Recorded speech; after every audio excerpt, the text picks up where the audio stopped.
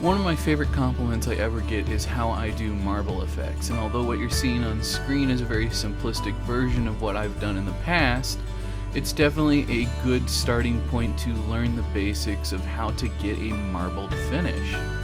One of my favorite pieces that I ever did this on, I had planned to use for a competition, and I had spent a very long time getting all of my fades just right.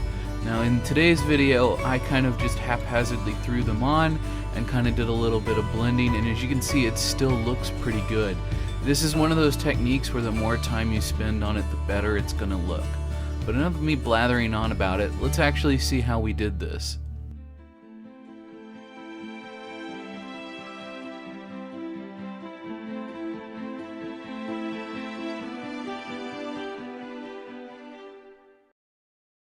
First and foremost, if you didn't see last week's video, that's where we built this. I used a failed 3D print, which is why some things look a little bit funky, but it works just fine, as you'll see at the end.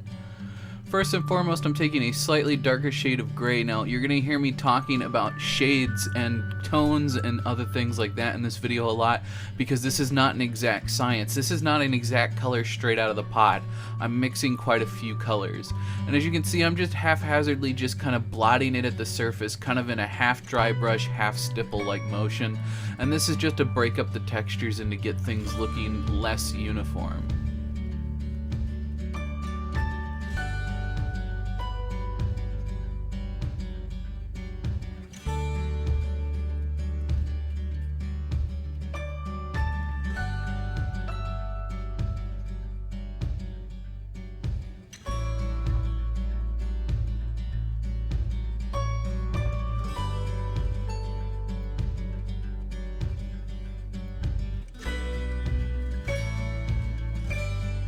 Coming back in with a much brighter tone, I end up mixing about 50% white versus 50% of our base tone, and what that's going to do is it's going to allow us to do a bit more of a heavier dry brush and still that stippling motion, just to break up all the colors the same way we just did.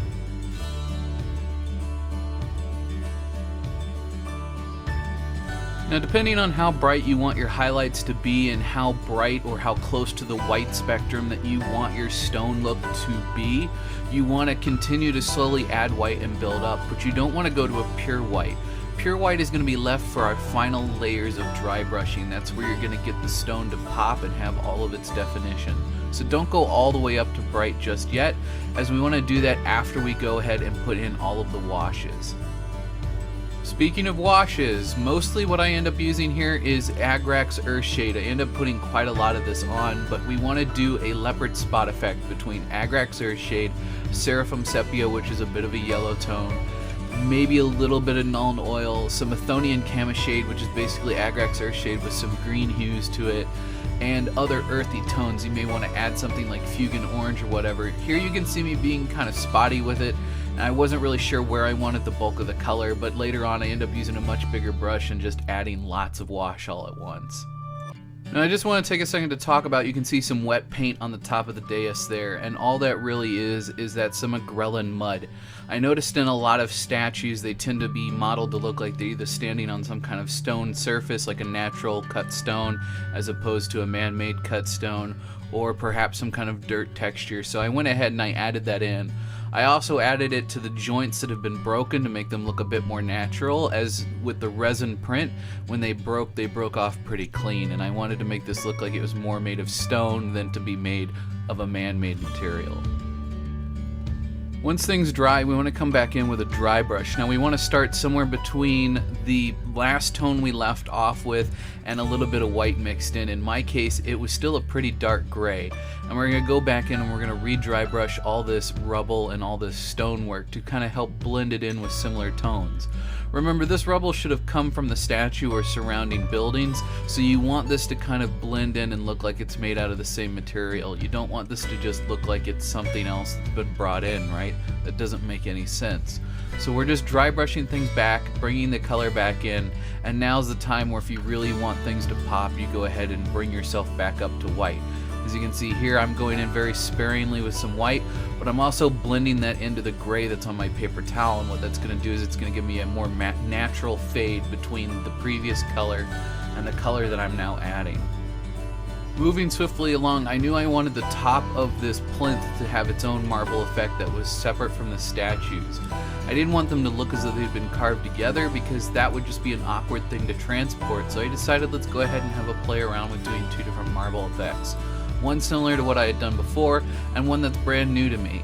So what we're doing on the statue itself is we're going to be doing a black marble with a bit of a gold inlay. Now, I've noticed that with black marble, the different types of minerals that are in the marble itself tend to show up and pop more. So if there's gold minerals, you're going to see those more, especially once things kind of get buffed and, polished.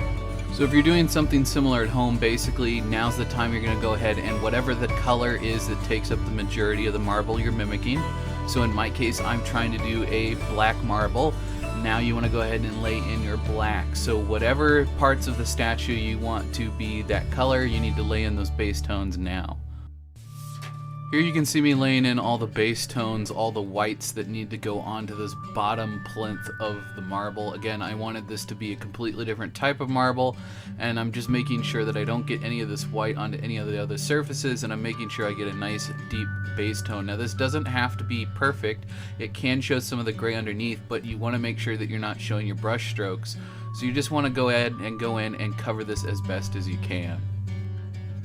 So here we're doing one of my favorite parts of this whole process. So both on the black marble and on the white marble, we need to etch in a lot of these scraggly lines. If you look at a picture of marble, they're not just straight striations, and they're not necessarily all in the same direction either. Now you do want to be careful, as I've done there, to do the sides as well. That marbling effect is going to go all the way through the stone, so you want to make sure that you always connect your lines up.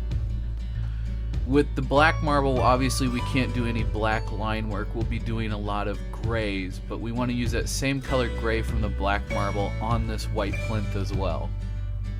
So taking a quick look at some of our reference material, we can see that there's actually quite a few different colors that can exist inside a marble. Again, this is basically because of all of the sediment and material and any minerals that have found their way into this rock during its formation, along with things like heat and pressure can also create different effects. So these are the colors we're going to be using. You could end up using different colors, you could use less colors, you could stick to more earth tones or more absorbent tones, or even if you're trying to do some kind of alien marble look as if this is a rock from another planet, you could go with some really wild colors here. And basically you want to kind of fill in the blank and try to stay within the lines a little bit, and then you can blend it out from there by either mushing it around with your finger or a dry brush. And basically it's this simple. You're just kind of making this line work and you're just kind of blending it into the surrounding surface. In my case, I'm using a bit of a paper towel to kind of create this mottled effect, as well as using my finger to mush it around and push it beyond these lines. Now, in some cases, if you look at some reference pictures for marble, that color ends right on that vein, right on that line work. But in other cases, it goes beyond. So have some fun, experiment with following the lines in some places, and then in others blending things out like you can see me doing. And just do this for all of your colors. It's one of these things where if you spend your time and you build up multiple layers and you really get the right colors, it's an absolutely beautiful thing. It works really, really well, and it always blows people's minds. So this is one of these stages where, yeah, have fun experimenting, but also be aware that you're probably not going to get it right the first time, but it will look good regardless of whether it's right or wrong. Now with my black marble, I wanted to add some gold sediment. Now I want to add that later with a different type of gold paint that doesn't work well with acrylic. So what we need to do right now is we need to seal the whole model. So I've sprayed the entire thing with Testors Dull Coat, and now I'm coming back in with Vallejo Gloss Coat, and I am just glossing all of the stone. That's all of the black and all of the white marble. We're going to gloss just that and leave everything else with the matte finish. Now if I had wanted to get things a little closer to my original image here, my example image, I should have been using a much finer detail brush. I should have been going a lot slower, and I should have been a bit more nitpicky about where the gold was ending up. But honestly, at the end of the day, this is going to be a objective marker or a bit of scatter terrain, so it doesn't need to be perfect. It doesn't need to catch the eye. It just needs to be different, and it needs to stand out on the table. and I think that's what this is going to do. So I'm not super worried about the fact that I'm just kind of blotching this gold paint on. Now if you're curious to know what color paint this is a lacquer based paint, and it is by Vallejo, and it's just called Liquid Gold. Specifically, the color is gold. It's an absolutely wonderful, beautiful color, but the pigment does settle at the bottom of the bottle. So a lot of people will use this brand of paint and think it's okay, think it doesn't have great coverage, and not really pay much mind to it again. But the reality is that so much of this pigment settles at the bottom no matter how much you shake and stir it, and you really have to just dig around with your brush down in the bottom of the bottle, get some of that pigment out of there and help mix it back in to its binder, and it gives such beautiful coverage. It is really one of the best golds you're ever going to use. It is phenomenal, but it's one of those things that you think should just work right out of the bottle, and it doesn't. You really got to work with it, but it is a great product.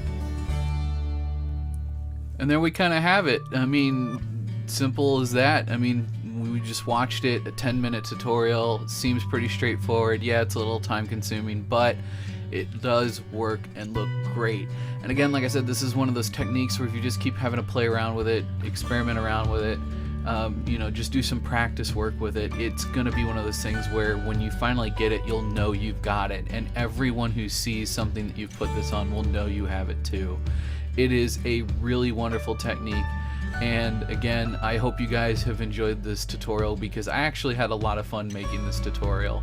This is one of the techniques, it's kind of been a secret technique of mine for a while that I've not really shared, but I felt it was time to go ahead and share this with everybody. And again, I know what's on screen right now isn't 100% perfect, but it's really, really great as a intro to doing this technique. And again, if you spend a lot of time doing this, it's going to look great. I do promise you that. This is one of those things where you really, really have to put lots of layers down and just keep building it up and building it up. And I was scrapped for time this week, so this was the best that I could do. Hopefully you guys understand. Hopefully you thought this tutorial was as cool as I did. And until next time, I will see you guys in the next video. Thank you so much for all the love and support. And as always, I hope your display case is always full and your pile of shame never runs empty.